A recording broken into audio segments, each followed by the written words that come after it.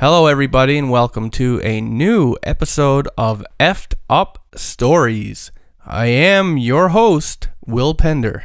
And I am your co-host, Ryan Sharp. And tonight we have a new user-submitted story, this time involving a creepy basement with a creepy pentagram that has real physical properties. Now, before we get into that, I just want to go over a couple things with you guys.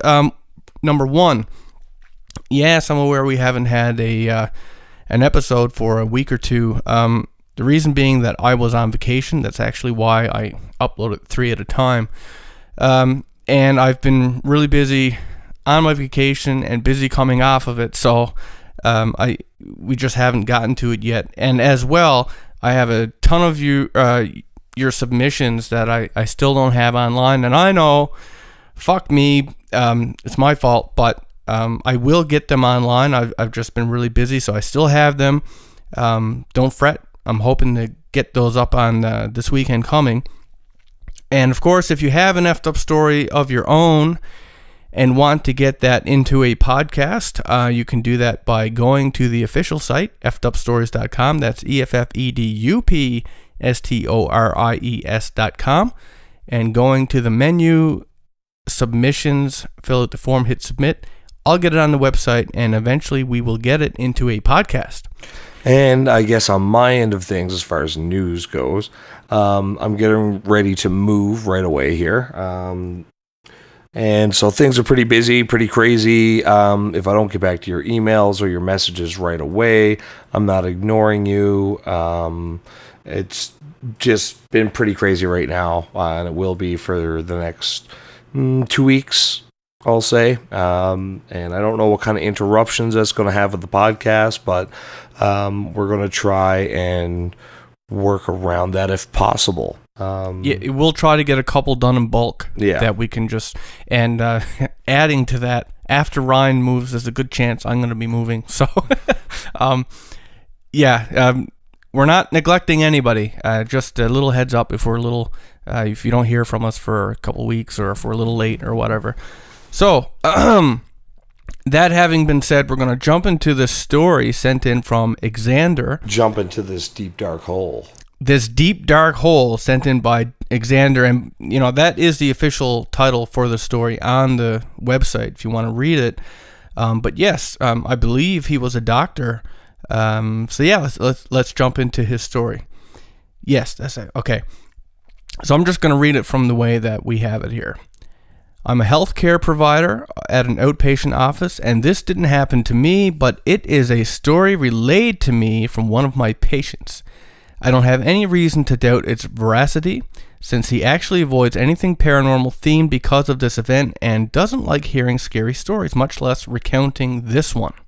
So, when this guy was a little kid, he used to go over to his grandmother's to play, and anyway, he would love to, go see her.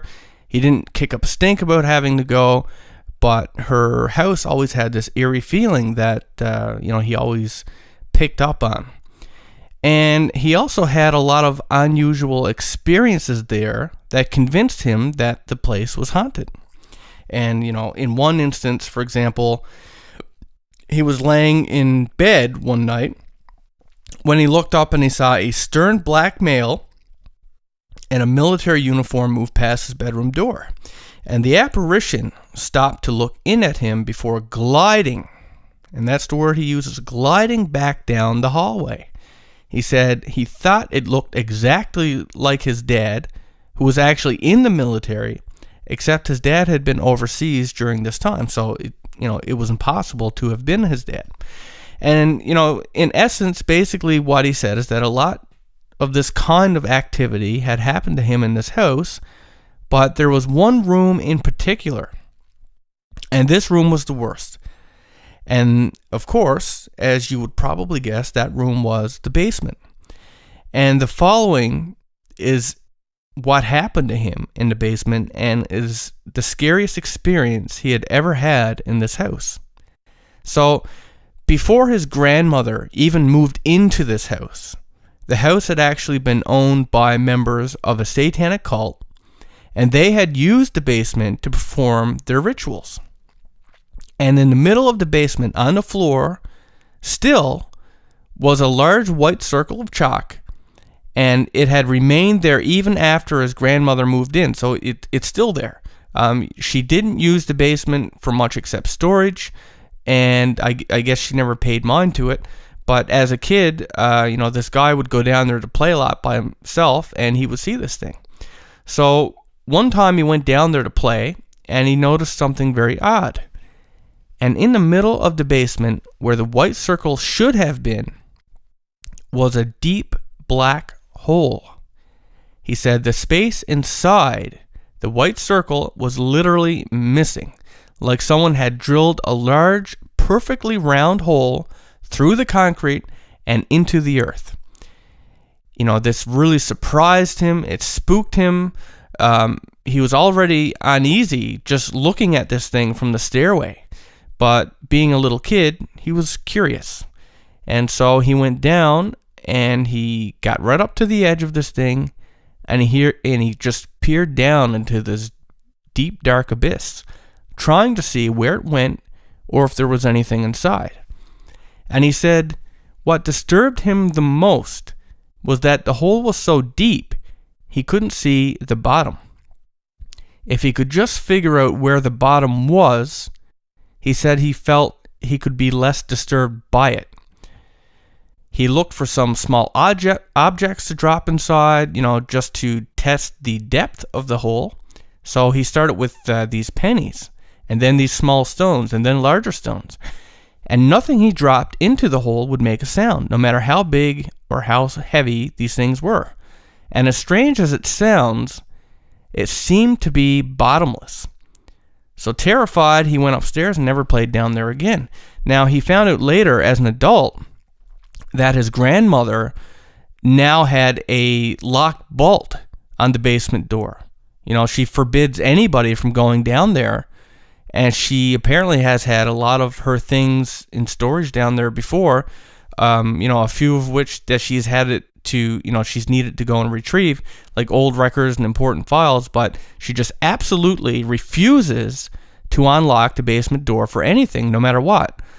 So this guy has, he's asked his grandmother, but she refuses to explain why. And he's even requested to go down there to get some of these things himself from the basement, or just to get some of her things for her, but she just, flat out refuses to let him go. Now, personally, and this is from the guy who submitted the story, he said he don't think locking the door necessarily made her that much safer. And this is where this gets even creepier. And that's because of this little detail here. The other odd thing that happened to this kid in the basement was an instance where a stack of boxes suddenly crashed over by themselves, causing him to run upstairs in fright. And sometime later, a similar event had happened in the upstairs closet. There was this loud crash and everything in the closet had just fallen down. And it turned out that later, they discovered there was a chute or a door inside of the closet that led down to the basement.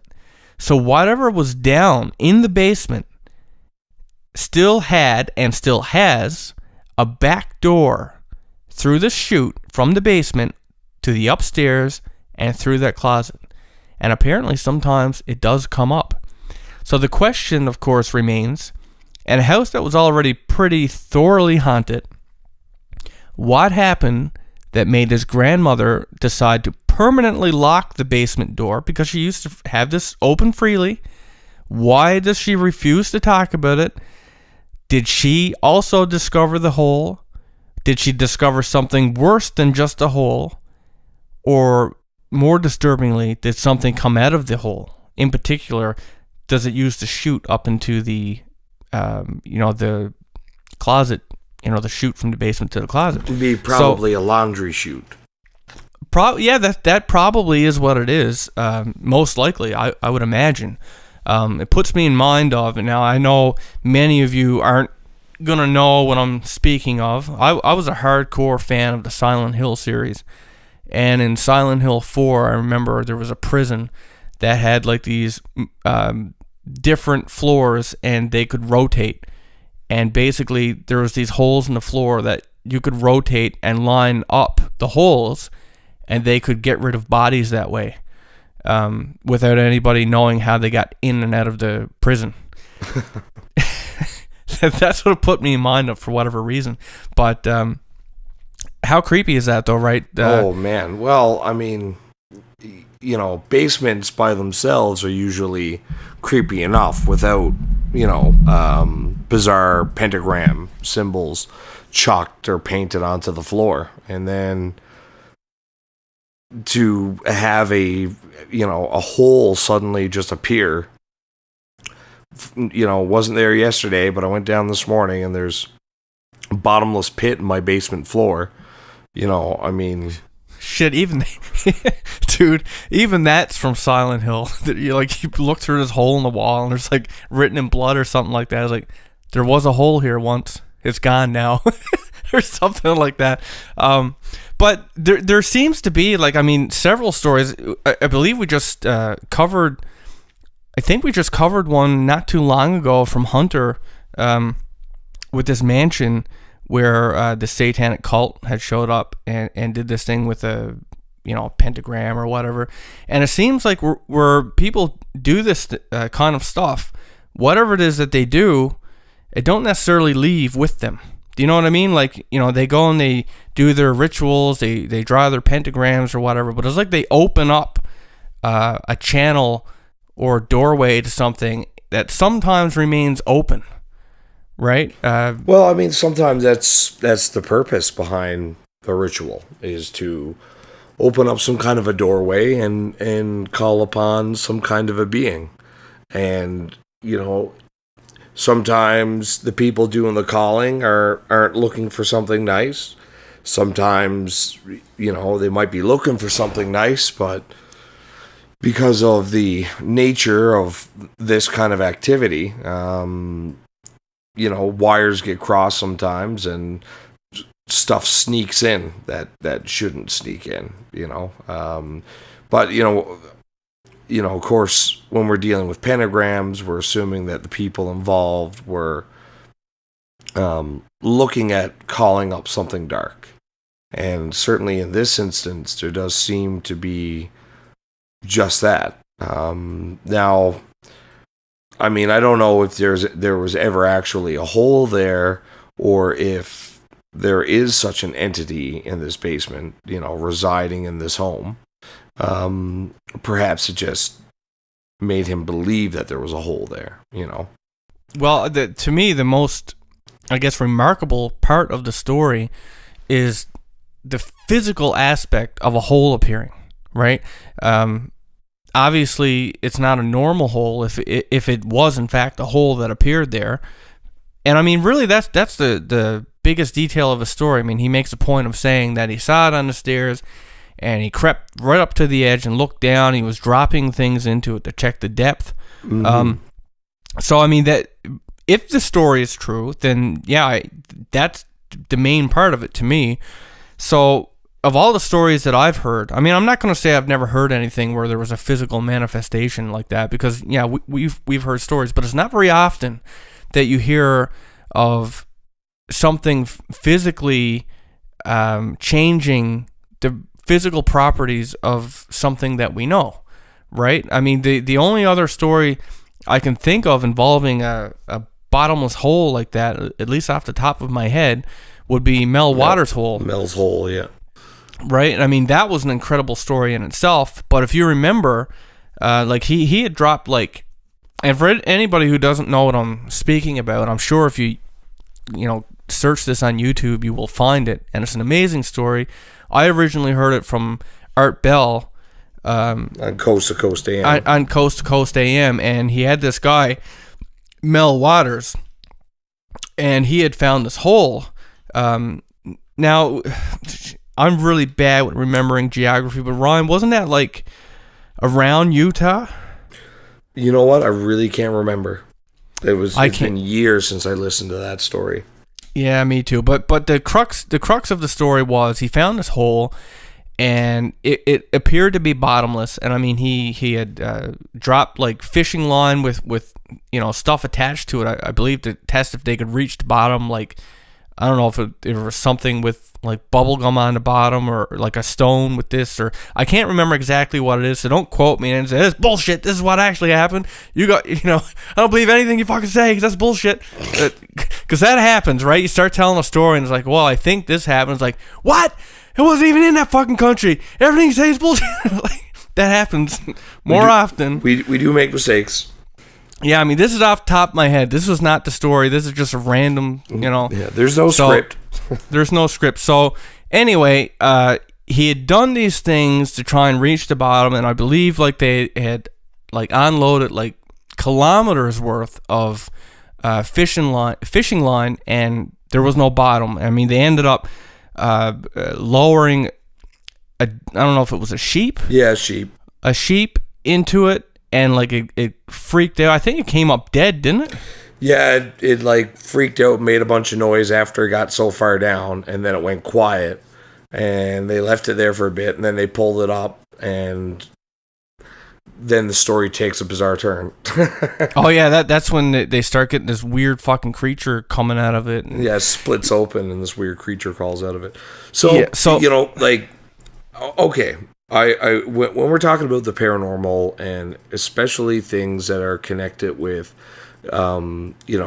powerful forces of darkness, I'm not, anything is definitely possible, right? But one thing that is a prevailing theme throughout all of the lore about, the darkness, the dark forces that exist beyond the material world, is one of deception, right? We get all these monikers for the devil, like the Prince of Lies, the King of Lies, the Lord of Deception, all this kinds of stuff. And even in the popular culture, when we look at many demon possession movies, it seems that illusion plays a big part in it. The demon makes somebody think that, they're thirsty, and no matter how much they try to drink, they can't drink anything, when in reality they're just like panicking and like drowning themselves because, they have this illusion wrapped around their mind that they somehow are incapable of drinking anything, and they're dying of thirst. Was that on Constantine? Yeah, I think you're right. That guy who was like an alcoholic or something ended up drowning himself in booze in a liquor store. Not a bad way to go.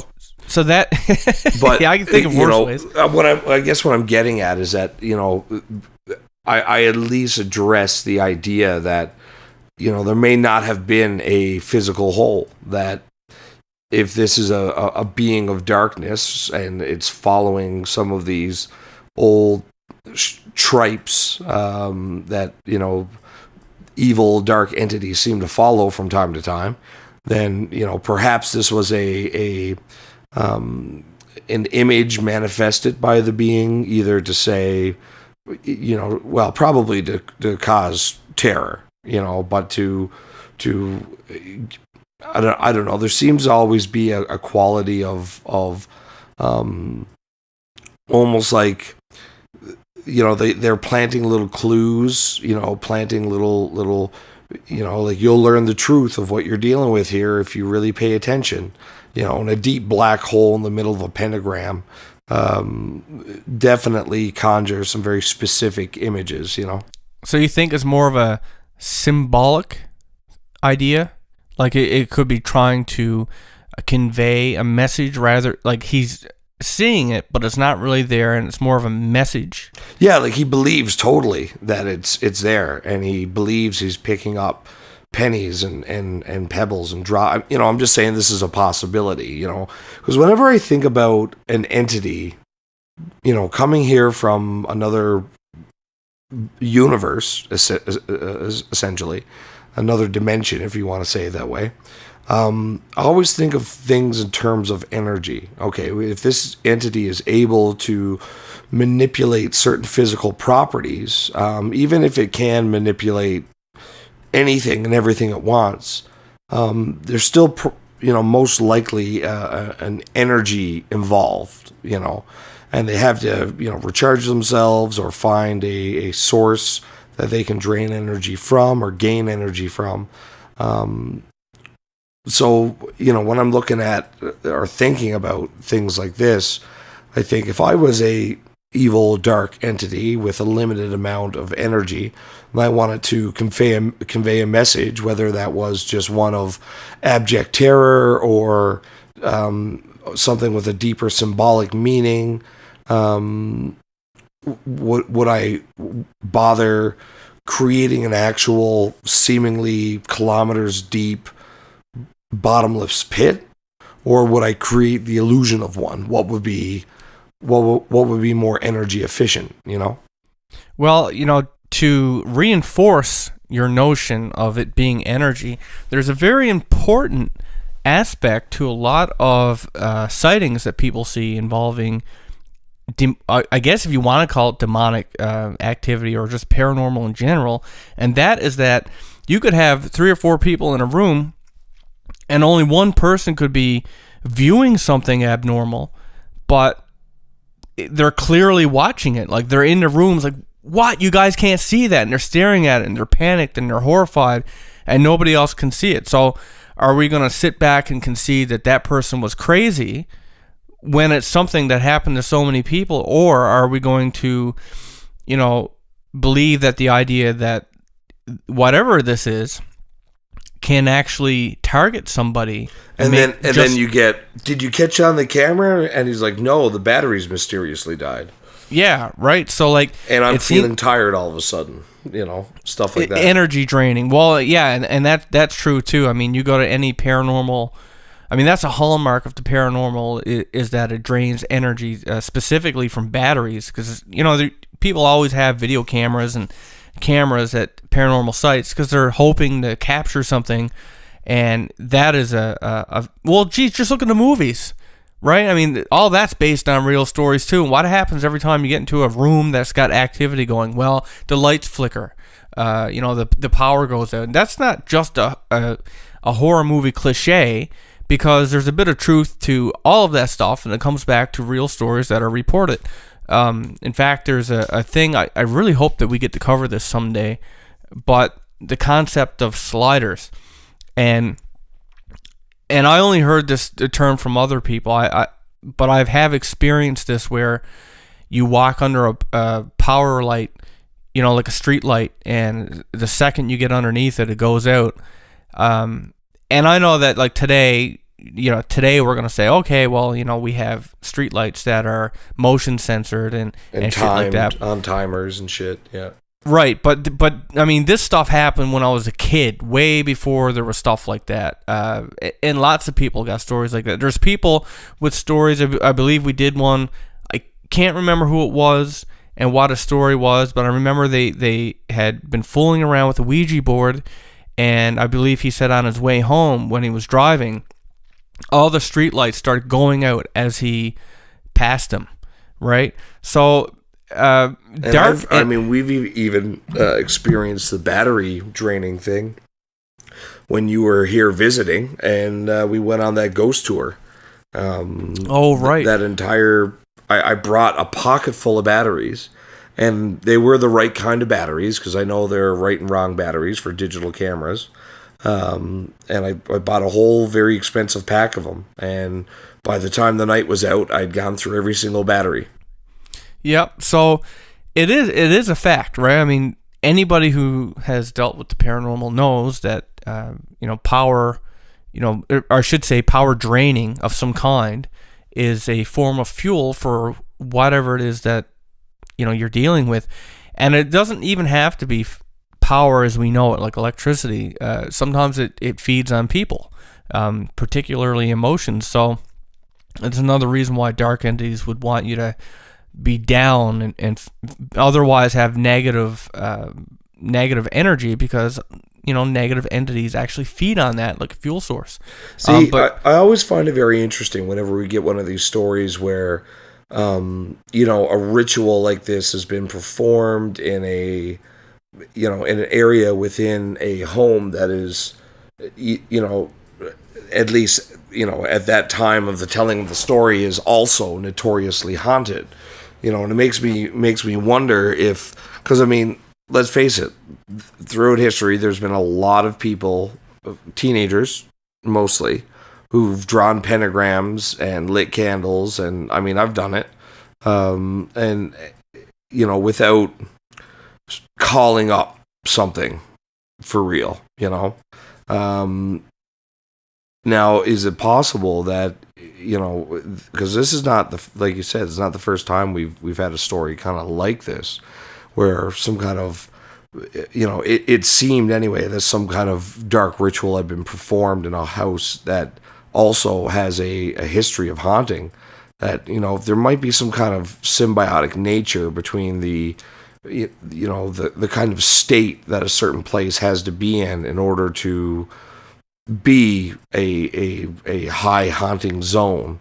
And then, you know, does that make it easier to get in contact with the dark side? Does that, you know, is the area essentially charged already?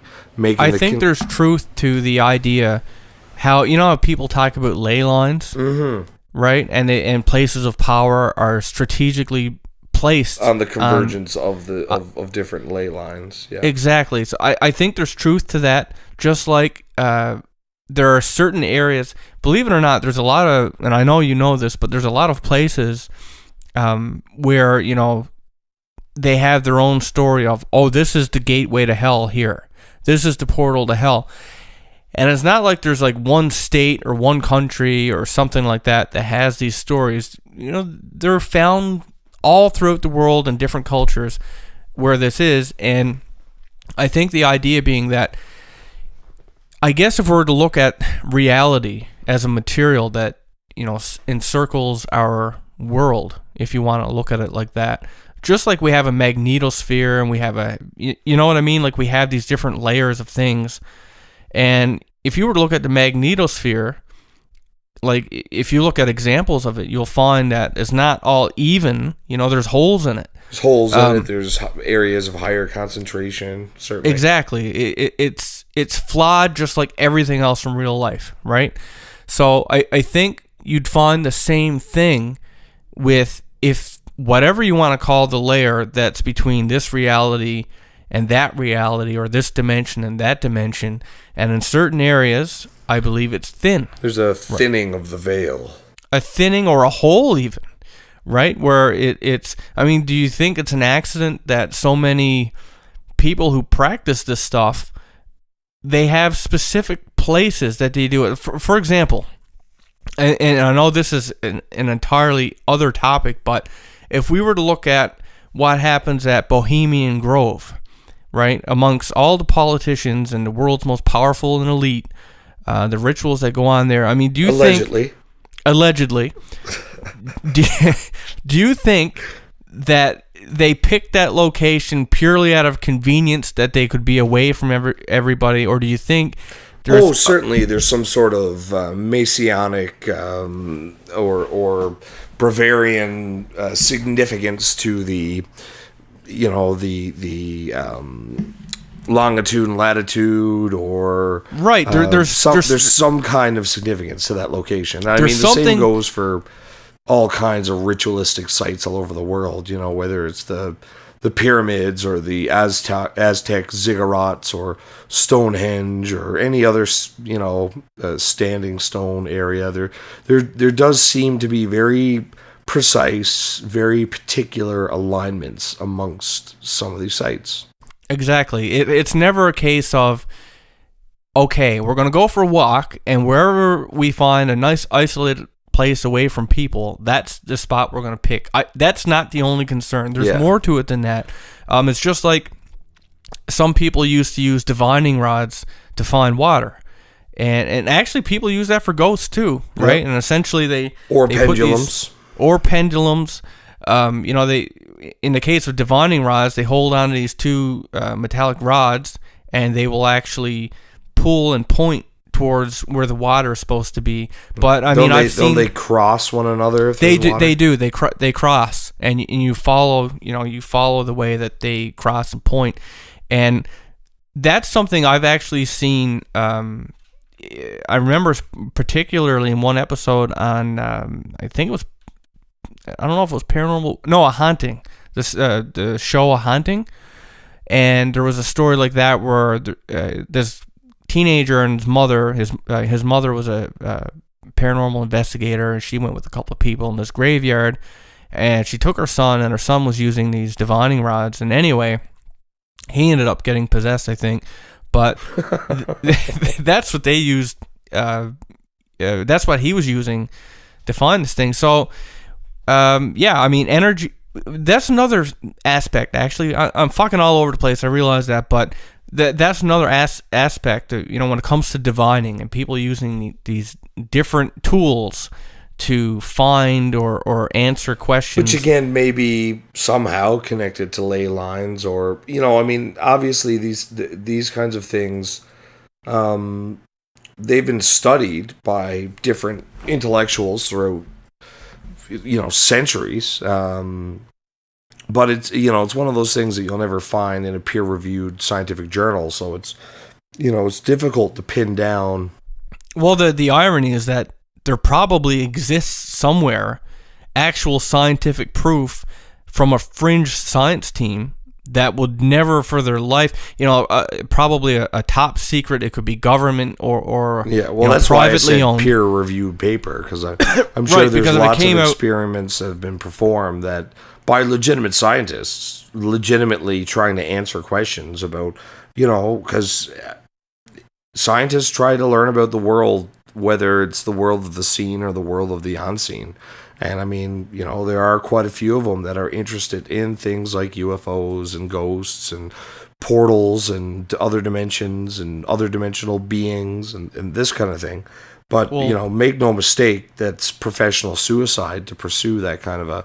So, there may in fact be research papers that have, definitive test results of experiments performed over years, but, they'll never send them to be peer reviewed, like that would just be professional suicide. I think even more so than just professional suicide, it could be literal suicide. Yeah, you get suicided. Yeah, you basically, we've heard stories of people they basically had a gun the bullet was like ice with a toxic chemical inside the ice that would melt inside the body. After you shoot somebody with it, the chemical would cause them to have a heart attack, and as it would melt, the chemical was untraceable, and the ice would melt, and there was like no real proof that anything had, anything sinister had happened to the person. The most insidious one that I've heard about, and I can't verify the truthfulness of this, but it seems like something that they would have. That certain alphabet agencies, perhaps ones like the CIA. I'm not saying that they use it specifically, but perhaps an agency like the CIA. Would have a type of gun that can produce a short burst of very intense radiation. And, certain forms of very exotic cancers have been attributed to, UFO investigators and people trying to uncover conspiracies and this kind of thing. I don't know if I've ever heard one about, a parapsychologist getting bumped off, but I really would not be surprised. Well, it's like this. I know that Ryan and I have never actually publicly said this because we're huge buffs on conspiracies. We read that stuff up all the time. We've been fans of that stuff for years, and you'll notice we don't cover it. If you actually go back to our first podcasts, you'll see in the intro there was an actual little slide there that said conspiracies. It had like paranormal, had UFOs, conspiracies, and we've never really covered conspiracies. There's a good reason for that. It's not that we don't find it interesting. It's because we're terrified. Stations and channels that have done that have actually been shut down. They have actually been threatened. Nobody's really coming and knocking on your door with the paranormal because there's really no evidence that you can say, hey, look, this is it. This is going to get everybody up into an uproar. But when it comes to conspiracies, the conspiracy comes from evidence that's somehow leaked, right? Yeah. It's a document somewhere, it's a picture somewhere, it's a something or other, and like I love that stuff, but I'm not ever putting my ass on the line for it, right? If the Men in Black come and talk to me and tell me to shut up, I'm shutting up, and I really don't care. I know people are like, oh, you gotta let the people know, blah blah blah. I was like, no, not when my ass is on the line. I'm not claiming to be a hero, I really would shut up about it. So we stick to the paranormal. UFOs, the stuff that people don't typically get suicided over. Exactly. So getting back to the story that, and I realize we went a little off topic again. It's kind of our thing, but Xander's story. One thing that I'm left very curious about is why did Grandma start locking the door? Why did Grandma lock the door? And did she realize that the chute could get from the basement to the closet anyway, rendering it a moot point? Maybe there was something down there that she saw, literally, just like how the little kid saw the hole in the floor. Maybe she saw something literal, and she was afraid that a guest could see it or could find its. I don't know. I really don't know. Well, maybe she saw something crawl out of the hole. Although in that instance, I'd perform a pretty immediate GTFO maneuver. Tactical retreat up the stairs, out the door, and never in that house again.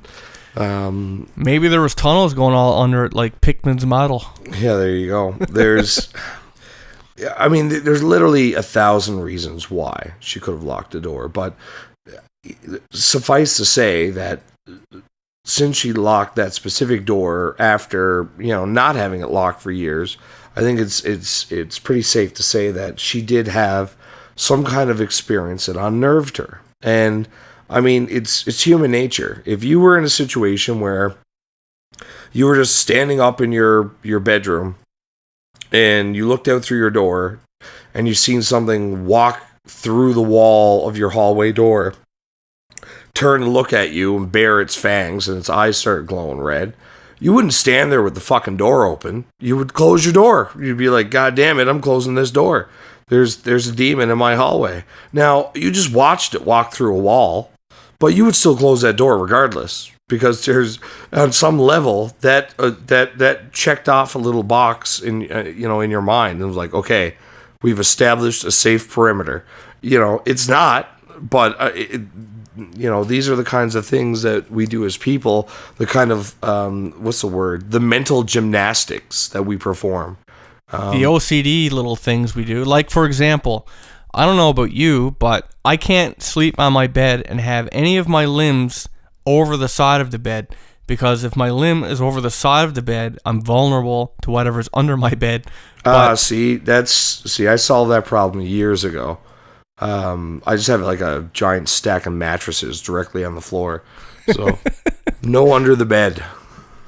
I still can't do it. I can't have any, like, the only thing that can be exposed of me when I'm sleeping, unless it's really hot, is just my head.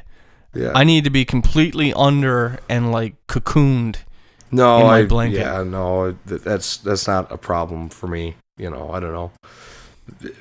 Maybe it's because I'm already swimming with evil. I thought you were going to say swimming in sweat. Swimming in sweat. I'm already swimming in body butter. I can't. Already swimming in demons, apparently. Well, that is the thing that we say. I always imagined that you had a Dybbuk in your beard. That's always possible.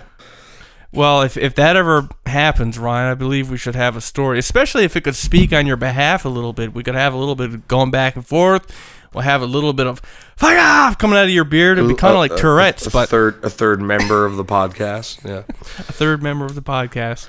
Well, I mean, there are certain mental gymnastics that we perform to make ourselves feel better, like these little coping mechanisms that, I mean, it's like the act of locking your door before you go to bed, right? You do it, in the hope that is going to thwart somebody who's going to try and steal from you or kill you.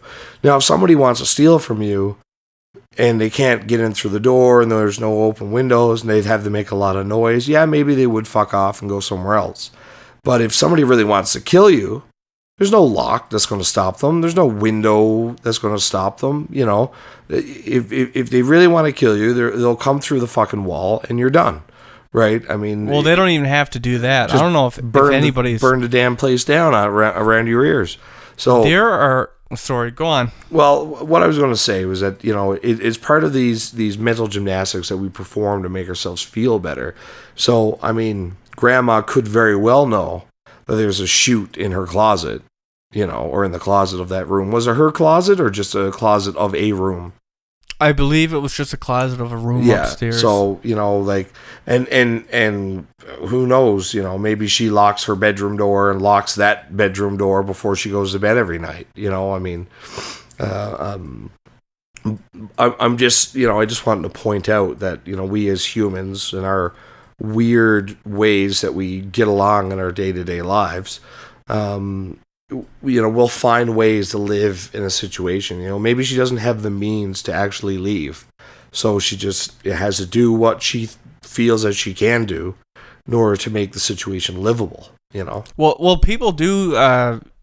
They do deal, especially with paranormal places. I mean, let's face it. If you buy a house, that's a big commitment, and even if it's haunted as fuck, it doesn't mean that you can just move out. It's never that simple. I'm sorry, bank. I have to default on my mortgage because of ghosts. And the bank is going to say, "Oh, ghosts. Well, geez, come over and stay with me tonight. We'll do the bank stuff in the morning." That's not the answer you're getting from the bank. No, and if you watch, and I have watched when I had free time once upon a time. I watched a ton of all the paranormal shows that you can think of, and Unsolved Mysteries being one of my favorite. And one thing that was prevalent in a lot of episodes and stories was that people who live in haunted houses, that is the predicament that they were often in, is that it's haunted, we know it's haunted, but we have no money. We just sank all of our money into this new home. We can't move. We got it at an unusually low price. Yeah. I mean, let's face it. Things that seem too good to be true almost always are, right? So, in a lot of these cases, they'd find bones in the yard. And then they had to get a priest or some person that knew something to come up and do a ritual, put the bones at rest. And now the spirits are happy. It's common enough that it's almost textbook. There should be a textbook you can go to get, and it's is your house haunted? And have a checklist of things and things you could do. A how-to troubleshoot guide. Your house is haunted. Well, did you check this? Like computers, right? Was it plugged in? Did you press Alt Control Delete? Did you? But it almost should be for that.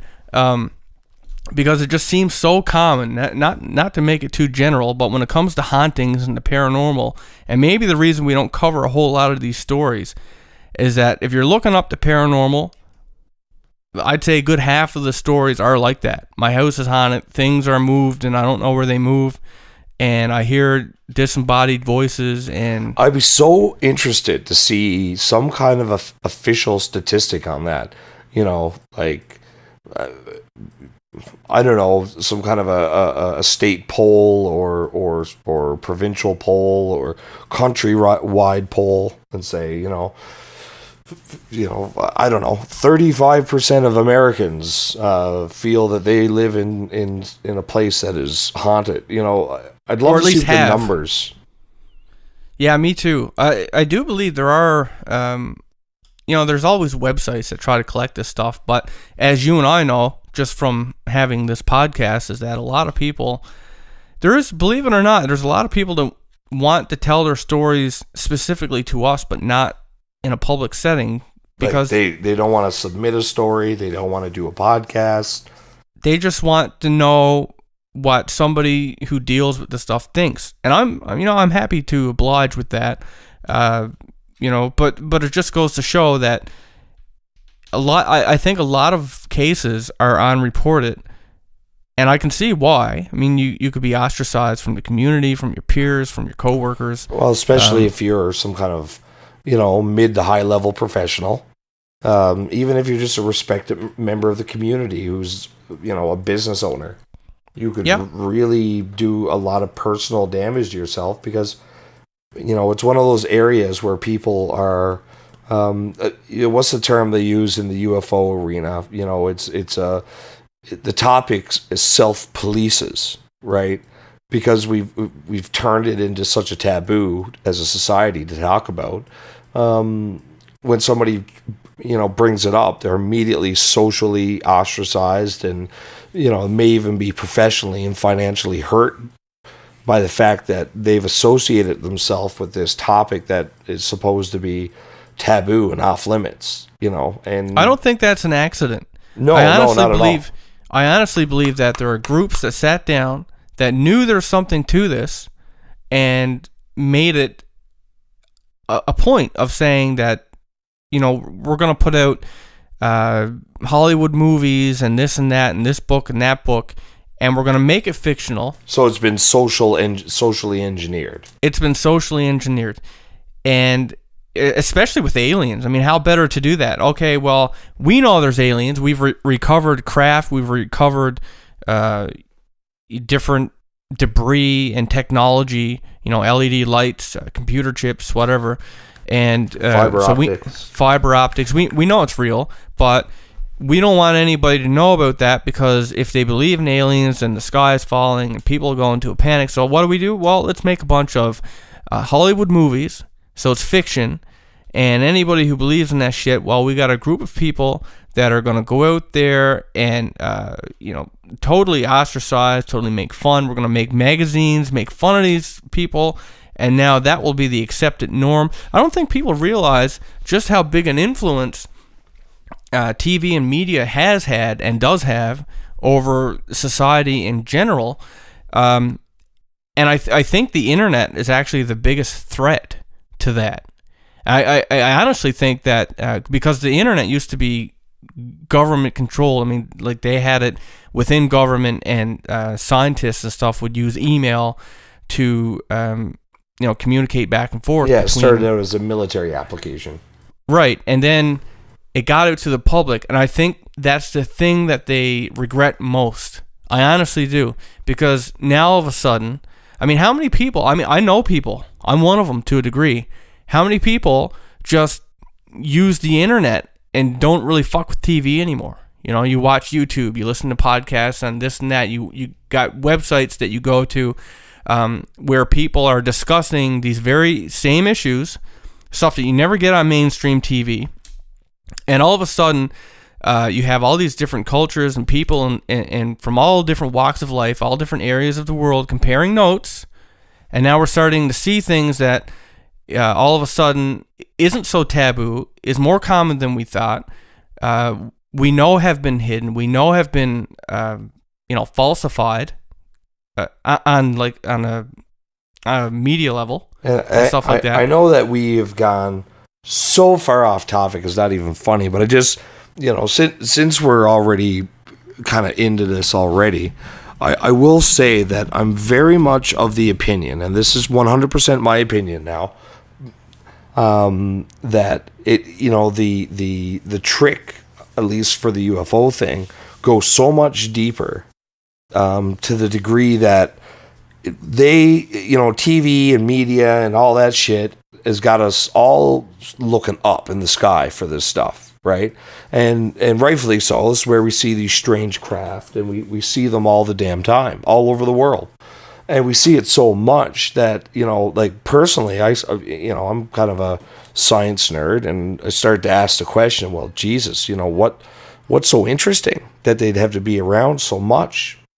That, and I have read some statements by certain people, and this will have to be something that we do in a later podcast, but I really believe that the whole extraterrestrial phenomenon, the whole UFO phenomenon, that majority, if not all of it, I do believe that aliens exist in the universe, but I believe that what we refer to as the UFO phenomenon is something being perpetrated by another branch of the human race, a branch of humanity that we split off from long time ago, who basically they got further ahead and smarter than us faster. And, nowadays they use advanced technology to hide in deep underground facilities. And it's not so much hide is they exist in these, like deep underground, as far as we know. The conditions stay the same for hundreds of thousands and millions of years. The temperature doesn't change. The situation just stays the same down there as long as you aren't in a very geologically active area. So if you had the technology and the ability to live down there comfortably and entertain yourself and live your life without any ill effect, well, why would you live on the surface? I mean, it's dangerous up here. There's storms and floods and volcanoes and comets and, meteorites and all kinds of space phenomenon that could do damage to people here on the surface. So, they're in the last few years, I'm after seeing a lot of stuff about, another branch of humanity, and I've seen them referred to as the tall heads or the tall skulls. The cone heads, right? Well, no, they're not cone heads, but not far off. That they have, basically these cultures around the world that participate in head binding, and where they bind the heads of their children in leather cords to literally elongate and shape the skull into these very specific forms, are doing so to mimic, our ancient overlords. And that, the claim is that these beings are who some people refer to as the Anunnaki or the Viracocha or, whatever. But they're we would consider them almost emotionless, very intelligent race of they're not Homo sapiens, but they're pretty close, and they're the ones who operate this stuff. So the popular media is, if that's true, and they're the true rulers of things, then make everybody think they're from outer space. Nobody would think to look in a cave for you, right? That's true. And then we have the whole reptilian idea. Exactly. And right. That's the tie-in there too, is that the stories have been circulating for the last few decades now, pretty much ever since David Icke, about the reptilian overlords, and but of course this is a topic for a completely different podcast. And we are doing it because that is the custom podcast we got coming for the eccentric donator. So, and I guess consider this a little bit of a flavor, a little taste before that podcast comes out, because that's at least the direction that my mind goes in this area of this topic, right? Oh, for sure. So, in essence, and yes, we really did get very far off topic, but I'm just going to put it out there. People like when we do longer podcasts, and every story we get isn't going to fill a whole hour. So we do what we can to give you some meat to listen to. And we don't want to tell anybody not to submit because, hey, your story is going to take 10 or 15 minutes to get through. If you took the time to write it, then, we're going to do our best to do a podcast on it. We're going to do our best to do a podcast on it, and if that means that we just go off topic into anything that's discussion, I mean, let's just face it. It's a conversation. That's what our show is and always was. We sit down and we talk like two friends, like we did before we had a show, right? We're on the phone. That's how discussions go. You don't really have an aim to where you're going to end up. They just go where they go. You just follow the thread as it naturally evolves. So, well, that's exactly where it took us today, and I feel that we've covered the the majority of the aspects of the story. And I think it's a short story, but I think it's a great one. Well, exactly, and that's it led to some colorful conversation. When I think of my own stories, which are very lame compared to the ones that people send in to me, that's the thing about it. Even though they're small and everybody else would look at them and say, man, that's a shitty story. There's really not much to it. Because I know that the stuff that happened to me really isn't that big a deal. But to me, it felt like a big deal, right? Because it was something notable. It was something I felt. I mean, that's the thing that you can't always put into words, is to try to capture that feeling you get when you experience something like this. Conveying the significance is not always easy, nor is it always relative to the length of your tale. Exactly. So, I guess what I'm trying to say is that it really doesn't matter to me how long or short your story is. If it's important to you, then it has merit, and it's a story that I would like to try and get out there. I mean, that's why people tell their stories. They're looking for, sometimes it's who else experienced similar events to this. They're looking for feedback. What can you tell me about what I experienced? What can you do to help me make sense of what happened to me? We're all individuals in this world, and life came with no manual, and sometimes crazy, weird shit happens that we as humans have to find a common human experience with, and who are you going to call? Exactly. there's sometimes there's nowhere else for you. If there's no one within your circle who's seen a UFO or had been abducted or has experienced possession firsthand, then you need to reach out to a greater community, extend your circle of peers. And, that's why I'm so glad when people join us around this, our digital campfire, and join us for our conversation and add their stories and their voices. It's one of the most beautiful things about the internet, I think.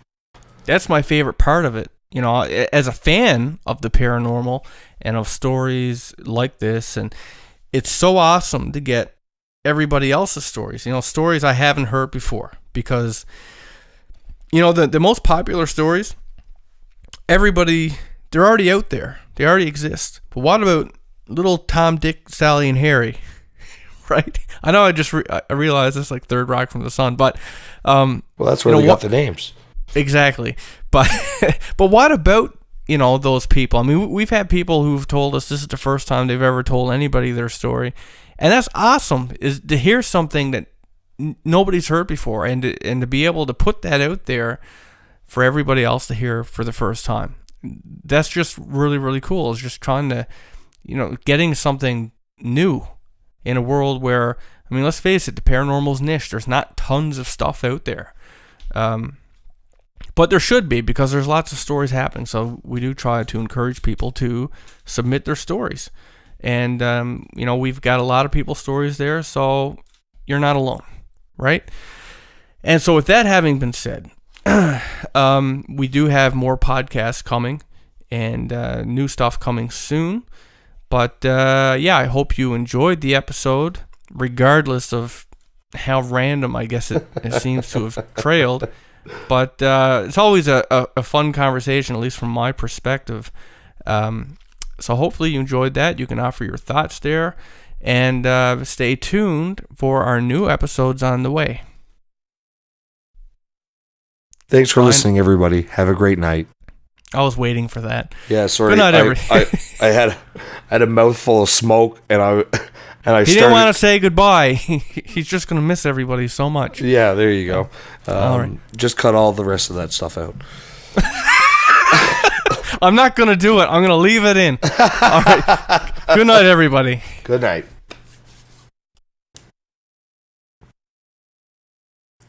Fuck. I inhaled and I started to fucking choke on it, and I muted my mic and started coughing.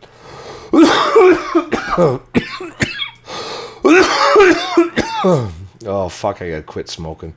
Stories.com. That's EFFEDUPSTORIES.com. And going to the menu submissions, fill out the form, hit submit.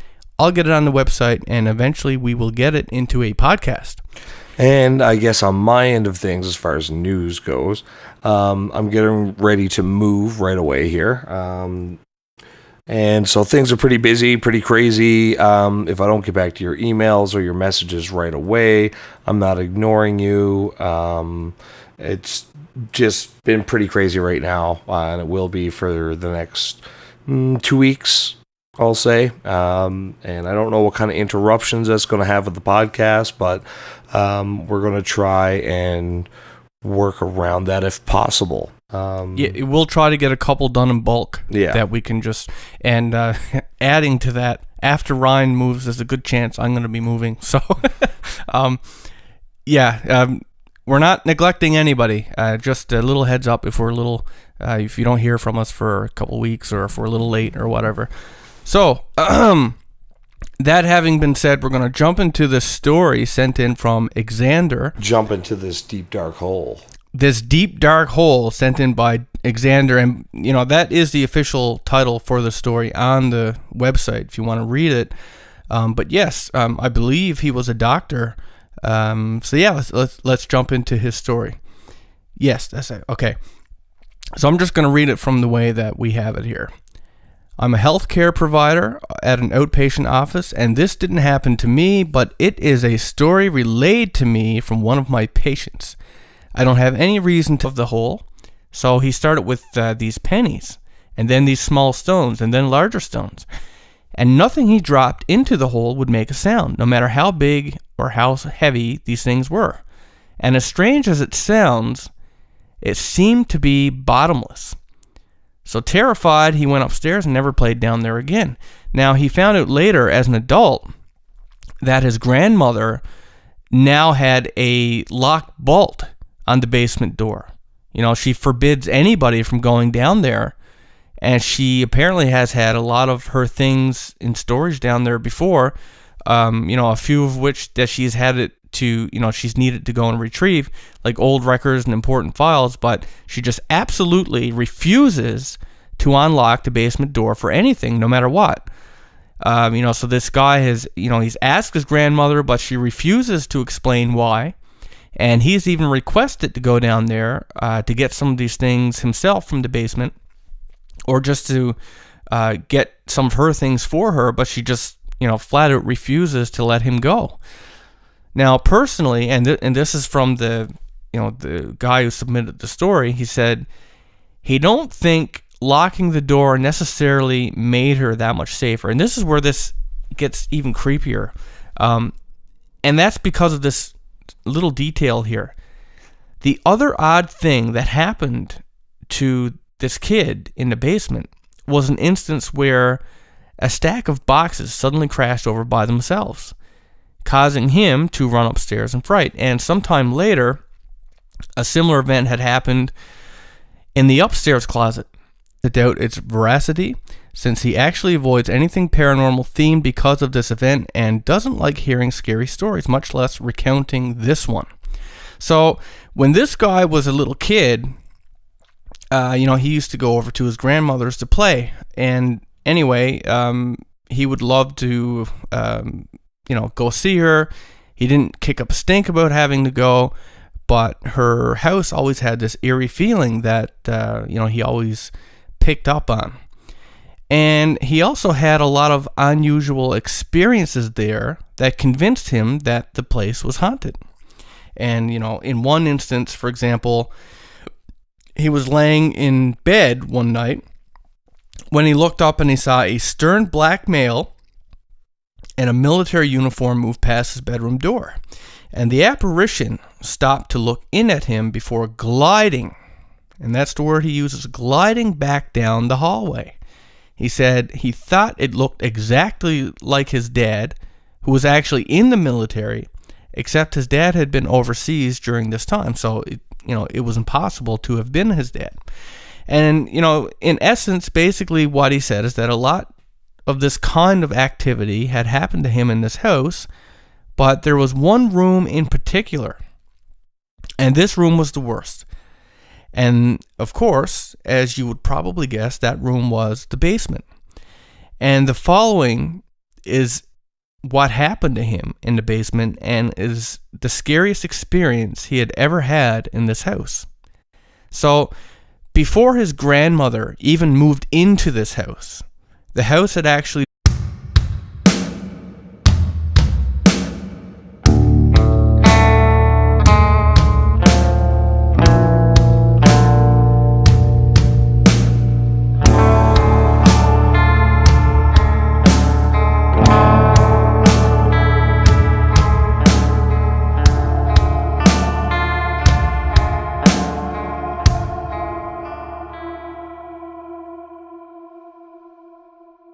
Hello, everybody, and welcome to a new episode of Effed Up Stories.